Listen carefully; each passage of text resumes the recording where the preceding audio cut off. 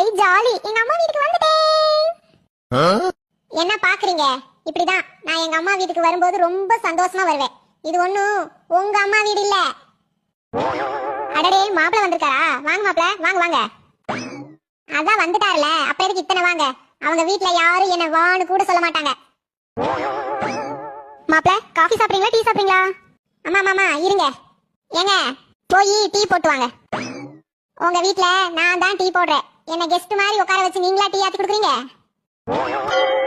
மாப்பிள்ள, மதியானத்துக்கு என்ன சமைக்கட்டும்? உங்களுக்கு என்ன பிடிக்கும் சொல்லுங்க, அதையே சமைச்சு தரேன். அத்தை, அது வந்து அம்மா, இங்க நாம என்ன சாப்பிடுறோமோ அதத்தான் அவரும் சாப்பிடணும், சாப்பிட்டே ஆகணும்.